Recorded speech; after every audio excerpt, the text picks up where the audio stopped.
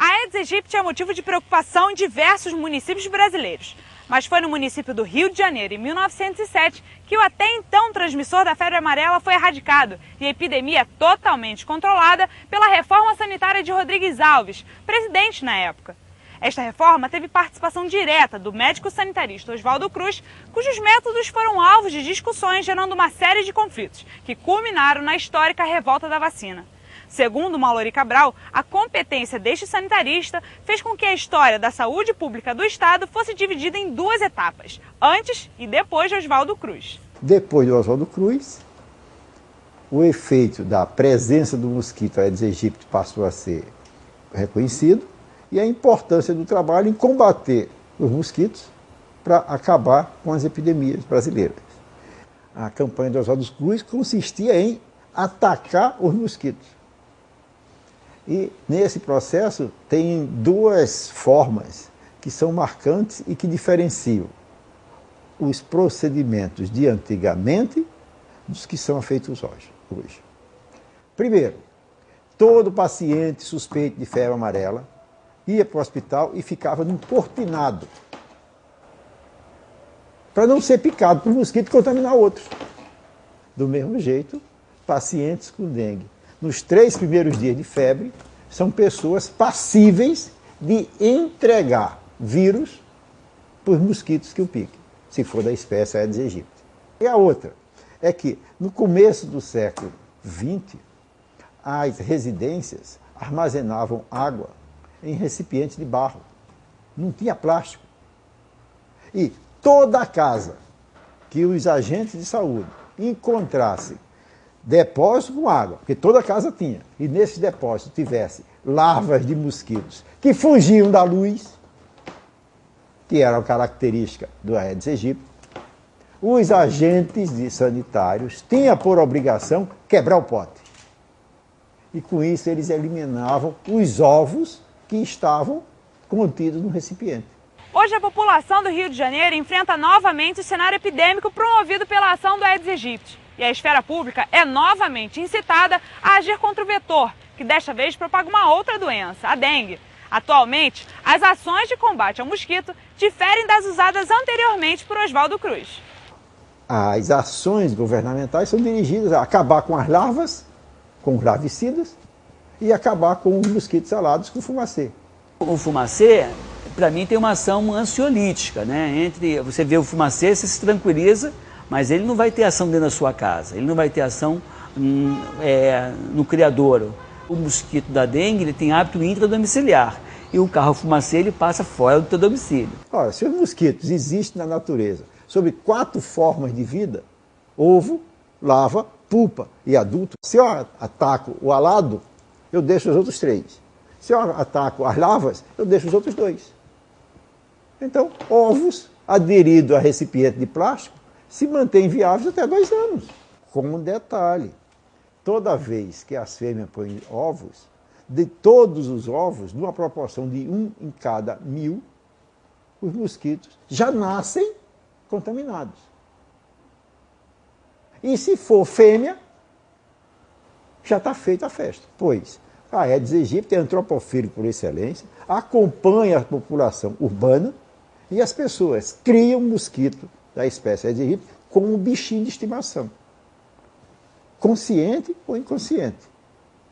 Agora, em função da presença de mosquitos contaminados com a dengue, esse ato de criar mosquito Aedes aegypti em casa passa a ser um processo ou uma atitude de assassino potencial. Quem cria mosquito, a casa que o agente de saúde vai lá e detecta que tem larva de Aedes aegypti. Essas casas são de pessoas que, conscientes ou inconscientes, estão contribuindo para a possível morte de um parente ou de um vizinho. A gravidade da epidemia gera uma série de questões acerca dos responsáveis pela atual proliferação da doença no município. Afinal, de quem é a culpa? Cada um com a sua parcela de culpa. A população é culpada, mas porque não fez a parte dela, não é educada. Então, se não é educada, não tem orientação, é no colo do Estado, porque compete ao Estado a educar, desenvolver, dar boas escolas. A população não é culpada pela dengue. A população é vítima da dengue. Tá? Os grandes responsáveis pela dengue são as autoridades de saúde pública. A resistência do governo municipal em assumir o caráter epidêmico prejudicou bastante, especialmente num aspecto fundamental, na organização da assistência à saúde para a redução dos óbitos. Nenhum governante gosta de anunciar uma epidemia, seja de qualquer nível de governo, porque talvez é como se fosse assumir um certo erro, o que não é sempre verdade. Às vezes uma epidemia chega a despeito de todos os esforços que foram feitos. Não é o caso do município do Rio de Janeiro. O município do Rio de Janeiro falhou e vem falhando no combate ao Aedes aegypti. No nível estadual, também há dificuldade, embora agora o atual secretário estadual de saúde já vai implantar um comitê de peritos, né, que atuará a partir de agora para pensar e prevenir a próxima epidemia. E se caso esse grupo de pessoas perceber que não será possível prevenir essa epidemia, tem que organizar rapidamente a assistência aos pacientes para pelo menos evitar o óbito. Então, veja você que a dengue, embora seja um problema da saúde, ela na verdade, eu diria que mais corretamente, ele é um problema que se expressa na saúde, mas não é só da saúde. Problema de má condução, de política de saneamento básico, política de condução, política de estruturação, de combate a vetor. Ele é de um conjunto de ações públicas que precisam atuar de forma integrada, precisam atuar de forma perene para que nós possamos realmente controlar a epidemia de dengue no nosso país. As prefeituras precisam também fazer a sua parte de forma mais eficiente. Precisam visitar os grandes focos do mosquito, que estão localizados nos cemitérios, nas borracharias, nas áreas de construção, nas praças abandonadas, onde os chafariz não funcionam mais, nos terrenos baldios. Isso é obrigação das secretarias municipais de saúde fazer a visitação de 15 em 15 dias. Isso principalmente num período não epidêmico, no momento em que o mosquito não está totalmente ativo. Ou seja, essas ações não devem serem restritas ao verão. Mallory Cabral nos contou que algumas ações são fundamentais para tentar diminuir a proliferação do Aedes aegypti. Evitar o acúmulo de água, por exemplo, é um dos cuidados imprescindíveis que devemos ter. Porque a água parada é a maternidade dos mosquitos. A fêmea procura um recipiente com água parada e cheia de nutrientes para poder colocar os seus ovos. Antes de colocar os ovos, a fêmea verifica se naquela água tem comida suficiente para garantir o desenvolvimento da prole. Se não tiver, ela vai fora. Por isso aquele negócio de botar ovo em água limpa e parada é mito. Porque quando se dizer água limpa, você subentende água potável. Para o mosquito, a água limpa é aquela que tem matéria orgânica em grande quantidade, não tem óleo por cima, nem tem detergente dissolvido. Fora isso, quanto mais comida, melhor. Então a fêmea procura maternidades que sejam propícias.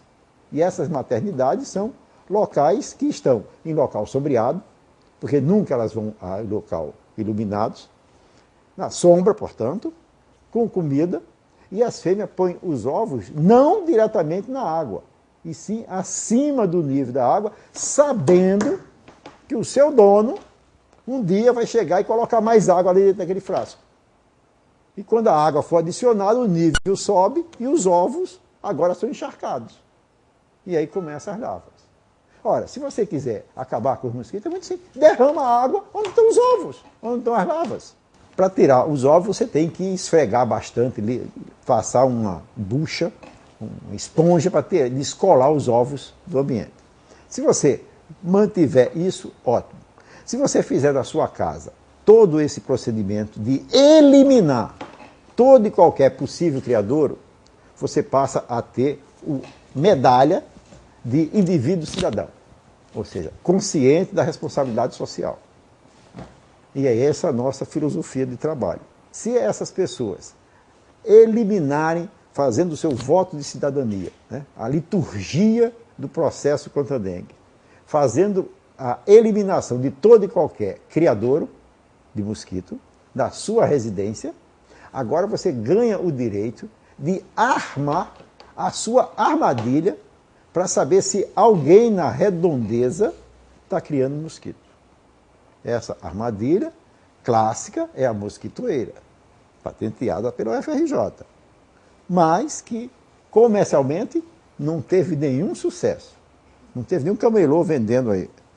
Já que não tinha sucesso o processo da mosquitoeira e a dengue começava a ser passível de preocupação, desde o ano passado nós começamos a incentivar professores de escolas a usarem a mosquitérica como alternativa à mosquitoeira, porque quando nós fazíamos a visita às escolas, nós tínhamos mosquitoeira suficiente, a cada escola a gente deixava um.